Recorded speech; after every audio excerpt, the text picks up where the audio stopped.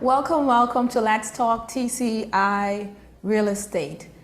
Please use 1 or 2 minutes just to like and share the page with anyone you know would be interested in listening or participating in the conversation of today, which is about pre-construction in real estate.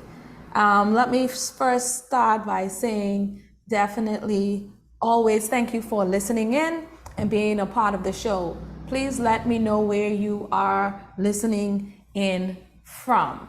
Okay, so basically the subject of today is about pre-construction in the Turks and Caicos Islands. Pre-construction in the Turks and Caicos Islands. I like to just jump right into the subject of the day, get right to the point, discuss what I have to discuss. I will try to speak as slowly as possible, but I'm always excited to talk about real estate. So let me know where you're listening from. Please share, like the page. Please be interactive with me. If you have a question, I'll do my best to answer it. But today's session is about pre-construction in the Turks and Caicos Islands. So basically, the main points that I will be discussing today about pre-construction is one, the 3 different methods of how pre-construction can be packaged by a developer for sale.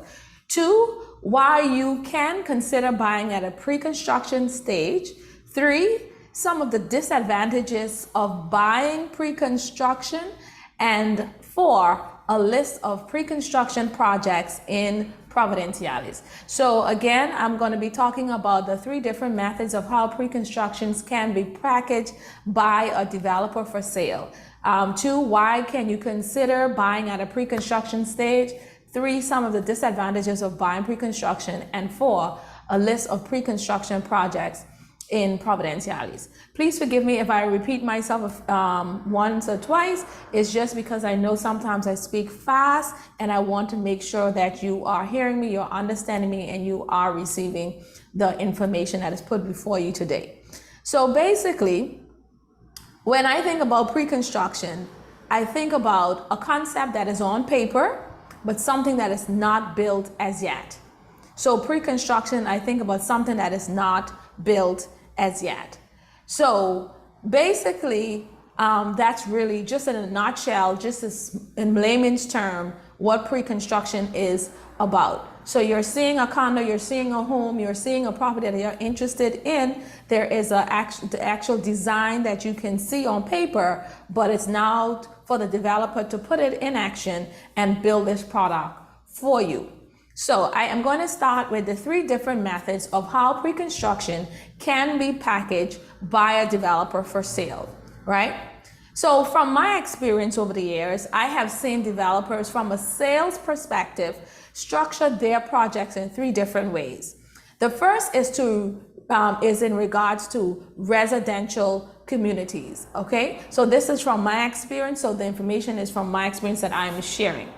So in residential communities, developers can decide on subdividing the land into individual lots, giving each homeowner their own site to their land. So basically, when the home is advertised for sale, the total price of the home is advertised. So for example, a home is advertised at $1,500,000. That's the price for the home, even though you're getting a portion of land with it, right? Just bear with me. We're gonna knock all the points today, and I'm gonna break it down a little bit further as I go on. So yeah, so basically the developer can decide on subdividing the land into individual lots, giving each homeowner their own site to their land. When the home is advertised for sale, like I said, the total price of the home is advertised. The purchaser, after identifying which plot of land that they would be interested in, right, in developing, the next step would be where this purchaser will then enter into an agreement with the developer. The first part of this agreement most times is entered into 2 separate contracts. The first part of this contract is where the purchaser is going to purchase the land. Once the land is purchased, then or once the agreement for the land to move forward the purchase is done, then the purchaser will move into a construction agreement. So just let me repeat that to make sure we understand. So you see a home at 1,500,000. You've identified which plot of land that you want to be in, right? You are actually going to enter into a contract to purchase the land first, and then you're going to enter into a contract for the construction. So it's a construction contract to complete the home. So the reason why the developer sometimes decides to do it in this way, remember this is just one of the ways we're speaking about, the purchaser is able to get the land first. The purchaser is able to get a discount, not a discount, but a discount, yes, on stamp duty, because stamp duty will only be payable on the vacant lot that they purchased first, and not on the completed building, providing a savings to the purchaser. So this is a method of bringing savings to the purchaser in this transaction, okay?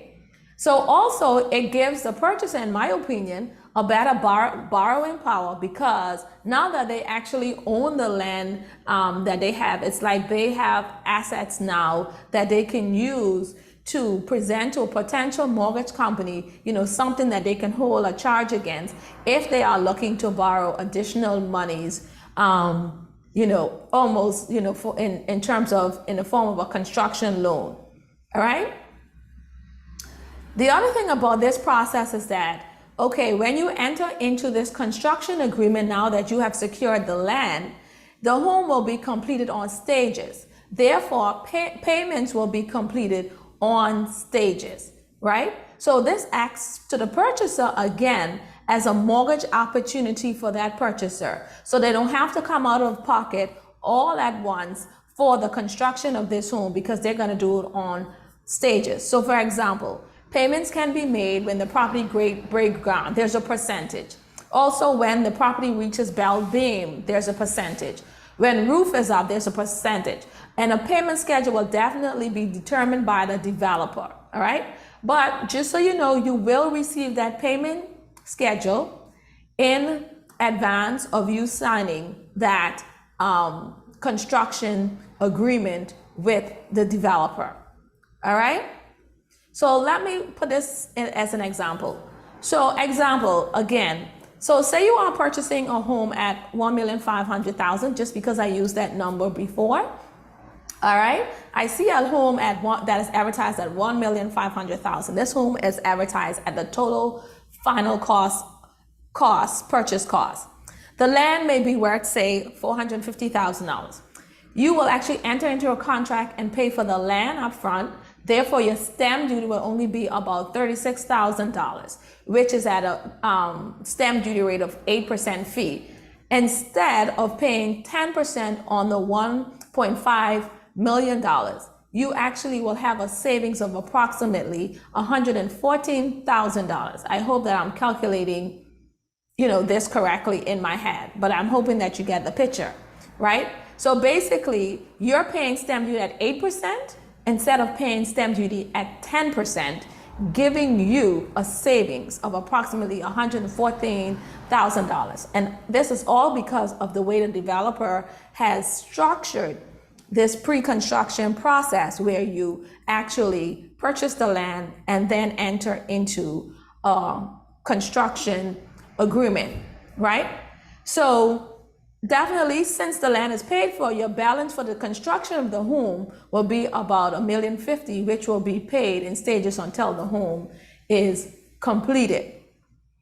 This is just one of the methods that some developers use in order to present, like I said, their development for sales purposes. We will discuss two other methods after this. So basically, where you purchase the land, and then you go into stage payments for the home until it is completed.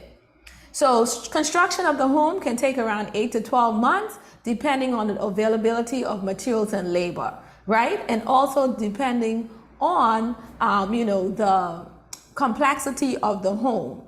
Definitely, if you're just building a 1,200 square feet simple home, it can be completed quicker than if you are building a 8,000 square feet home with all the bells and all the whistles, right? So just an example. So that's the first stage of pre-construction, just one of the forms. Now, the second thing I would like to talk about in terms of the process of how pre-construction can be put forward to you, let's move on to like a condo development. So it takes a little different form when you start thinking about condos. In the first scenario, we were able to subdivide the land into individual lots. In this case, you will not be able to subdivide the land into individual lots because the whole condo development is going to be on one parcel of land, and every owner will actually have tenancy in common in this land. So the operative word here is in common. So you cannot use that strategy from the single family home when you're dealing with the condo development, right? So you cannot subdivide the land. Everybody has ownership of the land. Therefore, you cannot save on the stamp duty costs like you did previously. So with this structure, with a condo development, the purchaser is providing most times a reservation deposit, okay?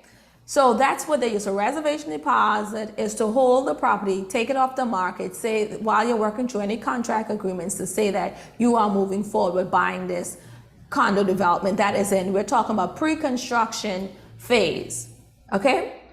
Once you have entered into the contract agreements, of course, you are going to be making stage payments as the development progress. Now, in this case, it is difficult to borrow on a condo. So for example, in this pre-construction phase, because definitely the mortgage lender has nothing to hold or charge against. So the condo is a stratified development, and in most cases, the building gets final strata at completion of the building. So if you decide to go to a bank and you say to them, oh, I see this condo up in Grace Bay that I would like to purchase, and it's in its pre-construction phase, the banks or most lenders will not be able to lend you on it until the end. They will not be able to do the phase payments for you because that's a high risk they're taking, because if they start giving you money, what are they applying the charge against? Okay, so this is a tricky one. I hope I'm being clear as to this process, right? Yeah, so like I say, in most cases, the buildings get final strata at completion of the building. So as a purchaser, you have to come out of pocket to make the payments at each stage. You have to consider it as a loan that you are paying until the condo is finalized. Now, some developers, because of this type structure, may have a mortgage company specific to the development. When I say specific, who they have spoken to and have gone into negotiations with to assist persons on who wants to get a mortgage, right? Who would lend on this condo development like this, with this type of structure. But your injection may end up being higher than a regular loan because of the risk that mortgage company is actually going to be taking, right? So that's something would be like a developer financing that they would be providing for this development, in this type structure. So either the developer can be providing financing, or they would link up with a mortgage company and be able to facilitate something for purchasers because of this structure. Okay? Now the third structure, when I say structure, the third way some developers present pre-construction to on a sales basis to purchasers. Again, I'm going to go back to the single family home model, right? This is where they would allow you, based on them deciding to take on the cost of constructing the entire development. Okay? So they're taking on the cost of the entire development. And this is a very heavy risk that they are taking on, right? in my opinion, I feel I've seen it happen with more smaller development projects than larger development projects because of the high risk, right? So basically, in this case, when the purchaser approaches the bank, they are presenting an application for a finished product as well. So they are not acquiring land first, they are not making stage payments, they are actually buying a home as a finished product. So for the financing buyers, they would make an application to the bank with the same requirements, some of the same requirements that is actually if for pre-qualification or pre-approval like you would do if you are applying for an existing built home, right? So they will, as a purchaser, you will make the necessary deposit to the bank or to the developer and provide proof of payment, to the bank if you had paid this to the developer. The balance is paid out to the developer upon a final completed product. So let me just repeat that in a nutshell. So this form of pre-construction, like I said, is allowed where the developer takes the risk of the project. This is a bit different.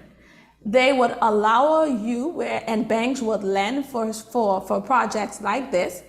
They would allow you to make a deposit and pay the balance on the final completion of the product of the home, right? That's a big risk for developers. As a cash buyer, it's the same thing. They will be making a deposit, also paying the balance at completion as well, right? Some of the common developments, like I said, in Turks and Caicos that I know this often some of the common developments in the Turks and Caicos Islands that I know that this type of offer option was available is like the Brighton Homes in Blue Hills. It was a pre-construction project. Also in the Rainbow Gardens, another pre-construction project in Blue Hills. In this case, banks would lend on those pre-construction projects. And like I said, you have to come up with your deposit, whatever they say your deposit is. That's a question for the bank based on what they're gonna lend you.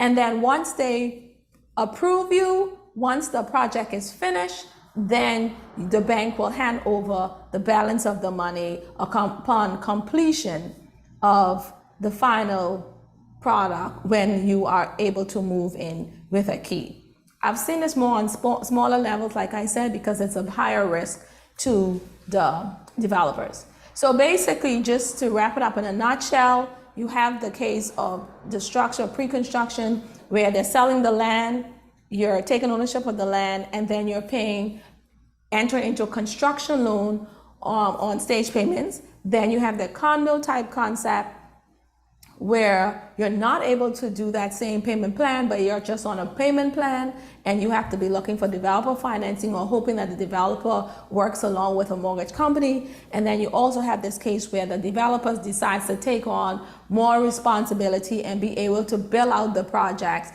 even though it's pre-construction, allowing you to go to the bank to make your initial deposit and pay the balance at closing. So I hope that that's not too confusing, but if it is, like I say, you can reach out to me. I can speak slower. I can explain it to you a little bit, probably better or clearer, and show you and help you to understand it in a better way. All right? So that's the first point. The second point is, someone would say then, well, then why would I consider pre-construction? So there are a few points I've came up with. I don't know if there's anyone who's watching who have done pre-construction, who have anything they would like to share as to why they would consider pre-construction. You can always put it in the comment section. But here are a few of my thoughts as to why you may want to consider buying a property in its pre-construction phase. So there's a low inventory definitely right now in the Turks and Caicos Islands because it's a seller's market and there's a high demand for a product. And so because the inventory is so low, it's so difficult to find existing homes, making pre-construction a very attractive option. If you can find an existing home, then your next thing is, okay, then, well, I need to find something that's in the works. It's not completed, but I need to put my name on a list to be able to get into a home. So that makes pre-construction very attractive when there isn't any inventory that's available on the market for you to purchase, okay? The other thing about pre-construction is that It allows you in some cases, to tweak the property to your liking since it is in a pre-construction stage. So some developers may restrict you based on if you are drastically making changes, because that's going to change the cost of the product. Sometimes they like to make the changes, but they would pass those costs on to you. Okay? Or if, say, for examples, the changes you are thinking about, they are not consistent, in terms of aesthetic-wise of the overall development, they may say, we don't want those changes to be made. But the developers at a pre-construction stage, they are open at times to making some small changes that will help to make your home or your rental more desirable or more suited to you. So a good example of this is like if you are buying a home that has an attached garage, you may say as a family, I don't need an attached garage, right? Because I'm not going to be here all the time, or, so I'm just going to rent a car each time I come. So that attached garage does not have a significant value to you. You can turn that garage probably into a nanny suite or another bedroom. So these are little small tweaks and changes that a developer may allow you to do at pre-construction stage. Or for example, you may have a bathroom and it just has one sink, you may end up wanting to have a double sink. So these are a few things you can do. I'm just using a quick example of things that you can make changes to at a pre-construction stage that will make your purchase and make your home more comfortable and specific to you. All right, another reason why you may want to consider pre-construction. Well, pre-construction, as I've been told and I've learned, is always worth more after the finished product, because there is an opportunity to make income in that particular property once it's completed. And also the area has improved based on the development that you have put in place. Therefore, you receive an immediate appreciation on your investment.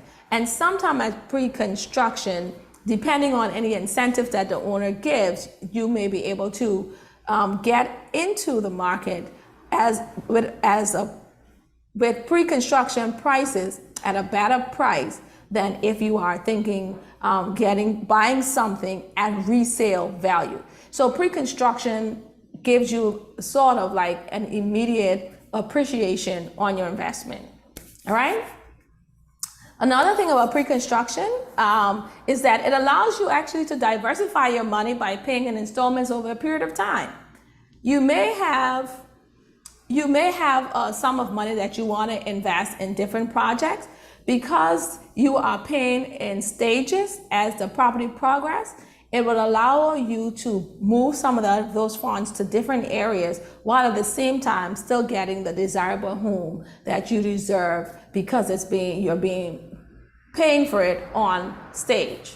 Okay? A very other good thing is you get a new built product.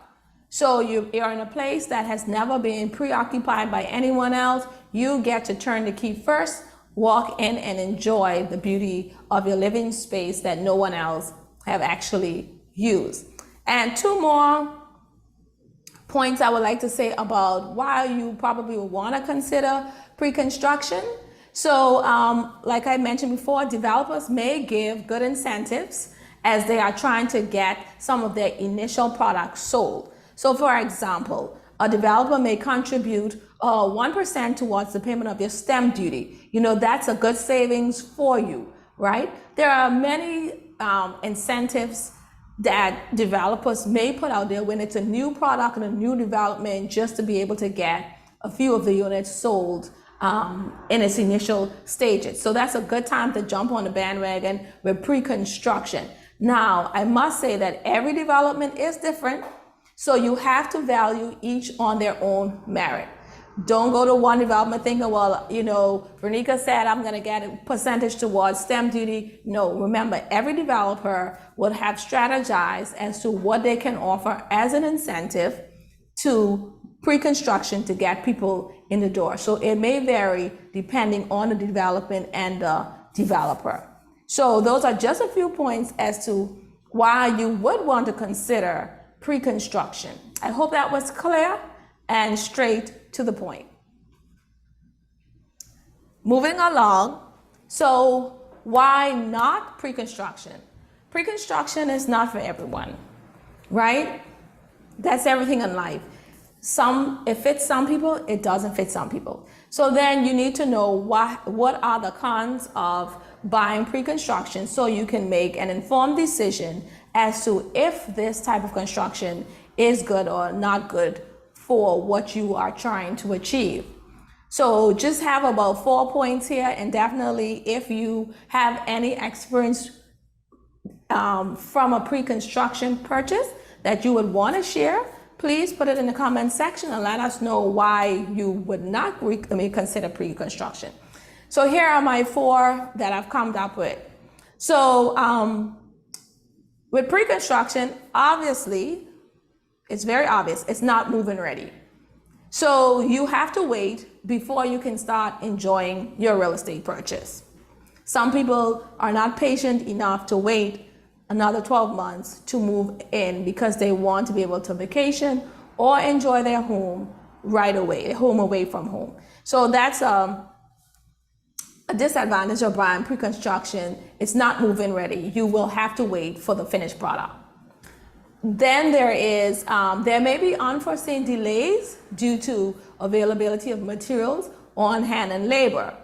Yes. So all developers, of course, they will do cost analysis. They will try to get everything, to the T so that there are no glitches in moving forward. But there may be unforeseen things. For example, COVID happened, right? Who anticipated something like this, the pandemic of happening? So that's something that's unforeseen that had created a delay in some of the pre-construction projects. So obviously that means materials could not come on island like they should, labor, there was a labor shortage, et cetera, et cetera. So we're not looking for another pandemic, no, but it's just an upfront example of how something unforeseen can come up that can create a delay in the final product being available to the purchaser,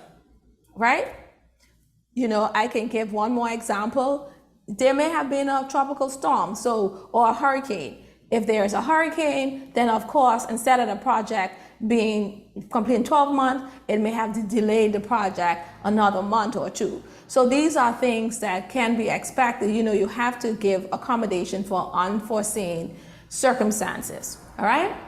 And we can take that, people say, offline on another day if you want to know about any other unforeseen delays that may be possible. The other thing is, you have to be in a good financial position sometimes, depending on the format in which the developer decides to structure the sale of the property. So beforehand, I did talk about 3 different ways, that I have found since being in real estate that developers have structured selling a pre-construction project.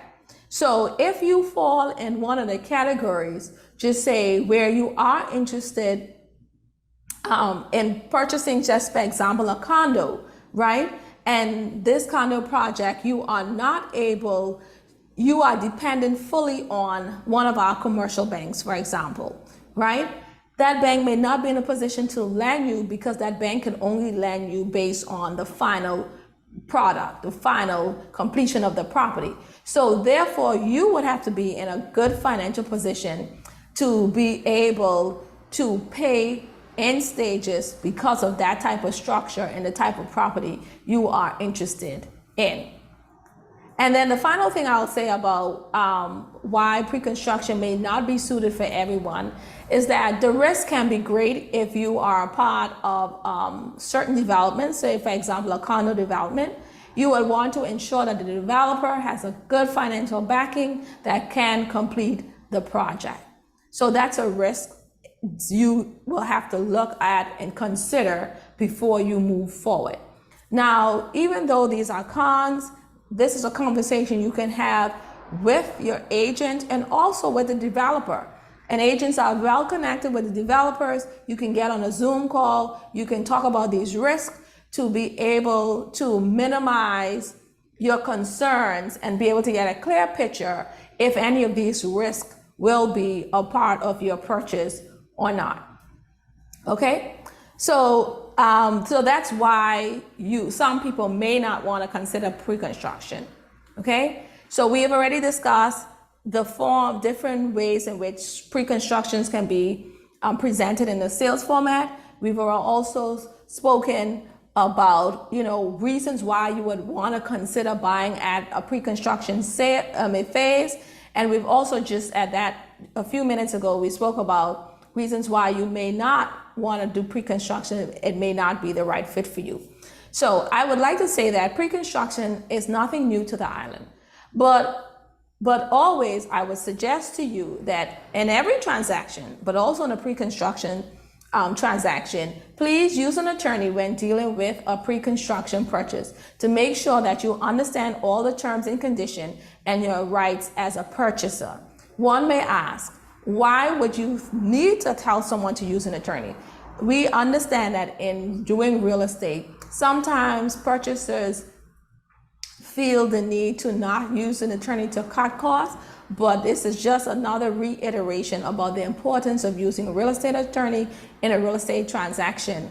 And definitely for pre-construction, I would encourage you to use an attorney when dealing with pre-construction to make sure that you understand the terms and conditions, and they will be able to further explain which form this pre-construction development is being presented to you in.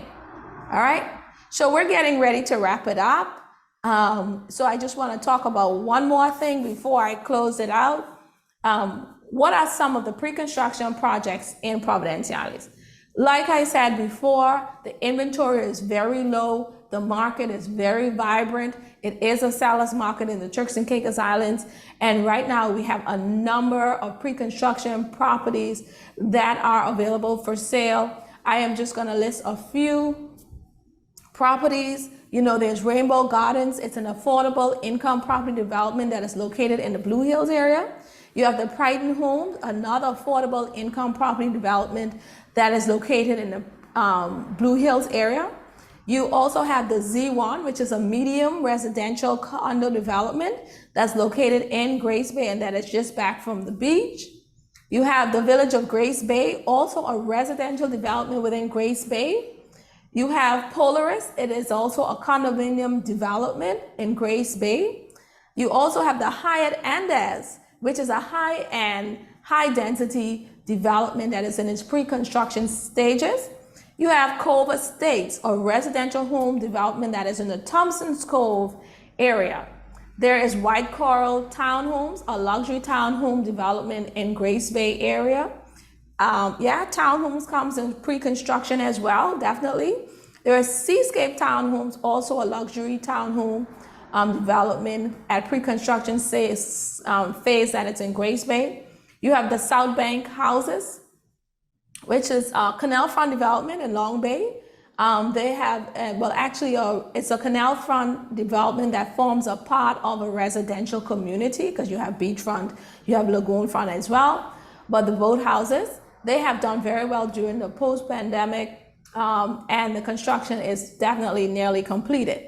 And then you have the Peninsula at Emerald Point and Leeward. If you're thinking more of a high-end standalone villa for privacy, you also have that is in the pre-construction phase. So there are a number of pre-construction projects that are happening on the island.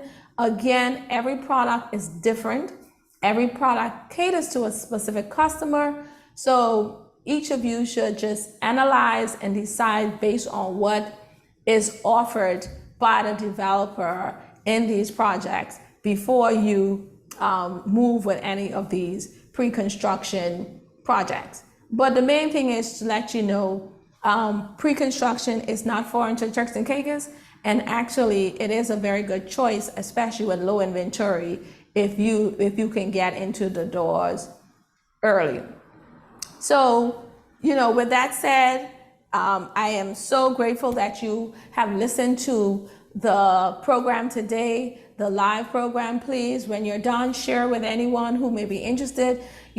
Subjects like this, it may seem boring to most people, but it has a lot of, information that if you decide to be a developer, these are things you can think about. Or if you decide as an individual that you want to purchase into one of these pre-construction, you can have a better understanding of what are your pros and cons and making a decision if you would like to move forward in something like this. This is pre-construction. It's not foreign to the Turks and Caicos Islands. It is something that we offer here. So again, thank you so much for for you guys for listening, for being a part of my Thursday afternoon, and you allowing me to be a part of your Thursday afternoon. So until next time, I always say, stay safe and remain blessed. Have a very, very, very, very good afternoon. Thank you for watching. The views, thoughts, and opinions expressed on this show belong solely to Let's Talk TCI Real Estate and not that of Keller Williams TCI or any of its affiliates. Any action you take upon the information provided on this show is strictly at your own risk, and Let's Talk TCI Real Estate guest or host will not be liable for any losses and damages in connection with the use of the material. I am not an investment advisor, broker, or dealer.